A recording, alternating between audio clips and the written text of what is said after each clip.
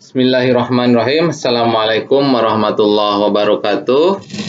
Hadirin yang berbahagia, yang menyimak video pembelajaran tentang merancang outline buku.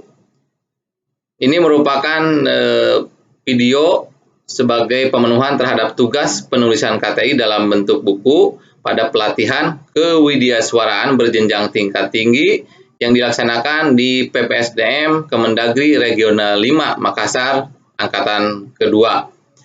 Pemateri yang menyampaikan materi penulisan KTI dalam bentuk buku yaitu Bapak Dr. Sopwan Adianto. Beliau adalah widyasuara ahli utama dari BPSDM Provinsi DKI Jakarta.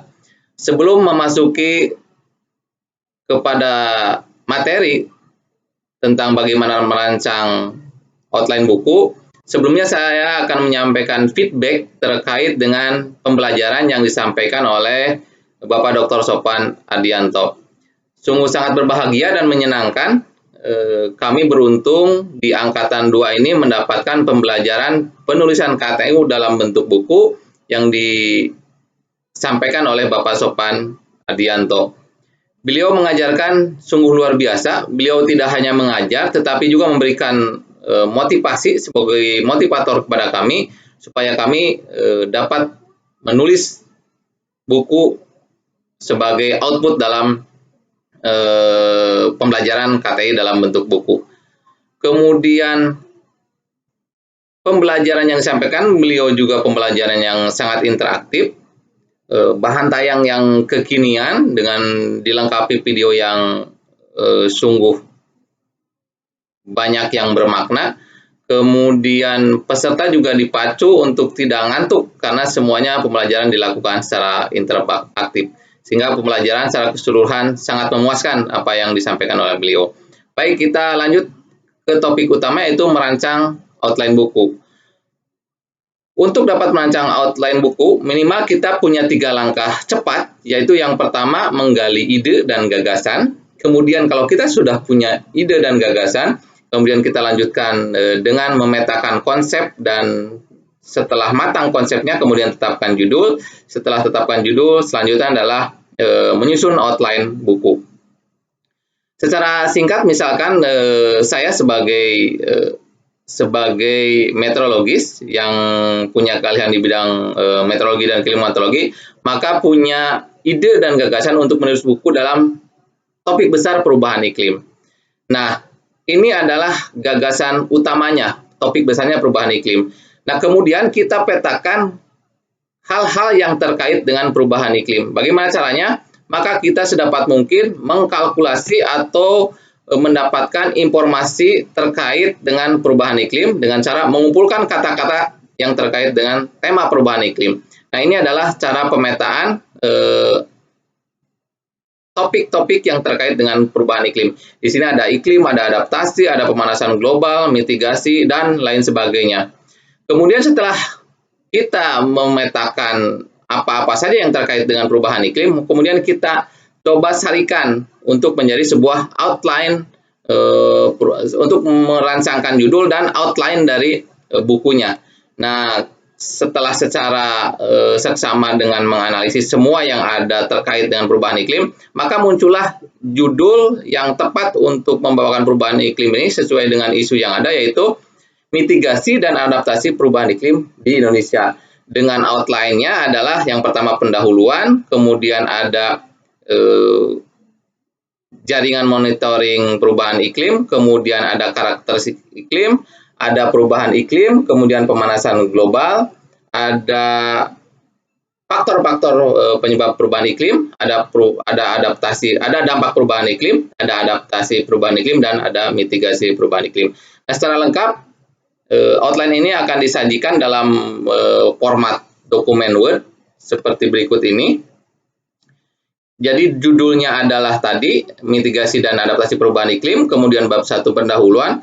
Di pendahuluan ini akan berisi tentang perkembangan pemanasan global dan perubahan iklim, kemudian respon dunia terhadap perubahan iklim. Kemudian juga yang paling penting diulas adalah bagaimana perubahan iklim perubahan iklim ini adalah suatu kenyataan bukan isu, sehingga akan dibuktikan dengan data-data sebagai pendukung. Di bab 2 akan berbicara tentang jaringan monitoring iklim di Indonesia. Kenapa harus ada jaringan monitoring iklim Indonesia? Karena untuk dapat memonitor perubahan iklim tentu kita harus mempunyai data dengan kerapatan yang sesuai. Nah, karena topografi dan wilayah geografis yang sangat luas, maka diperlukan jaringan monitoring perubahan iklim. Nanti akan dibahas pada bab ini adalah tentang jaringan observasi manual dan jaringan observasi otomatis, serta bagaimana cara mengumpulkan data dan menyimpan database-nya.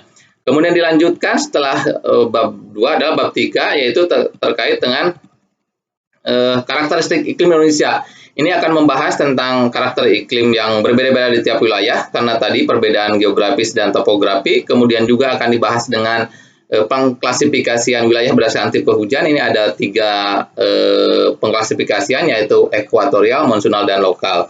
Kemudian juga akan dibahas tentang karakteristik iklim, juga akan didukung oleh data-data yang lengkap dari kajian ilmiah sebagai pendukung. Selanjutnya bab 4 adalah akan berbicara tentang pemanasan global. Ini akan berbicara tentang konsep dan pengertian pemanasan global, kemudian alur proses terjadinya pemanasan global, kemudian akan dibahas juga gas rumah kaca, ada rata-rata suhu udara di Indonesia sebagai bukti pemanasan global, dan sumber-sumber yang menyumbang gas rumah kaca. Setelah itu akan dilanjutkan dengan bab 5, setelah pemanasan global adalah perubahan iklim, karena lanjutan dari pemanasan global adalah perubahan iklim. Di sini juga akan dibahas terkait dengan konsep dan pengertian perubahan iklim, alur prosesnya, kemudian juga teknik identifikasi perubahan iklim, kecenderungan kenaikan suhu, perubahan intensitas curah hujan, kemudian perbandingan perubahan iklim Indonesia dengan skala dunia. Selanjutnya untuk bab 6-nya adalah faktor-faktor apa saja yang menyebabkan perubahan iklim. Nah, di bab ini akan berbicara seluruh faktor yang menyebabkan perubahan iklim, namun secara garis besar ada 2, yaitu faktor alamiah dan faktor antropogenik. Nah, ini akan diurai secara lengkap dalam bab 6 tentang faktor-faktor penyebab perubahan iklim. Selanjutnya di bab 7 ada dampak perubahan iklim. Ini akan mengulas sektor-sektor yang terdampak perubahan iklim. Di antaranya ada sektor kesehatan, pertanian, energi, perikanan, pariwisata, dan sumber daya air. Setelah bab 7 dilanjutkan dengan bab 8 adalah mitigasi perubahan iklim. Ini akan berbicara bagaimana strategi untuk mitigasi perubahan iklim, kegiatan-kegiatan yang termasuk perubahan iklim, kemudian partisipasi seluruh komponen masyarakat untuk melakukan mitigasi perubahan iklim. Selanjutnya, setelah mitigasi perubahan iklim, ada adaptasi perubahan iklim. Berbeda antara mitigasi dan adaptasi. Isi bab dari adaptasi perubahan iklim hampir sama dengan bab pada mitigasi perubahan iklim, yaitu membahas tentang konsep dan pengertian adaptasi perubahan iklim, kemudian kebijakan pemerintah terhadap penguatan perubahan iklim, peran seluruh sektor kehidupan untuk berkontribusi dalam beradaptasi dengan perubahan iklim. Nah, setelah selesai bab 9 adaptasi perubahan iklim, maka bab selanjutnya ada penutup, diisi dengan summary dari bab 1 sampai bab 9 tentang poin-poin penting yang ingin diungkapkan kembali dalam di bab penutup ini. Dan yang paling penting adalah rekomendasi dari penutup ini. Dan yang terakhir, daftar pustaka. Banyak sekali cara menulis daftar pustaka, di antaranya ada MLA, ada Avastyle, ada Harvard, ada Vancouver. Namun kali ini yang lazim biasa digunakan di dunia sains adalah menggunakan Avastyle atau American Psychological Association. Nah, seperti contohnya yang dituliskan di ini cara penulisan daftar pustaka dengan menggunakan Avastyle.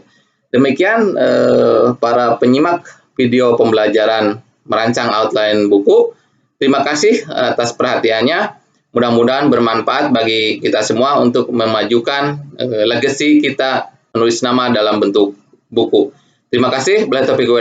Wassalamualaikum warahmatullahi wabarakatuh.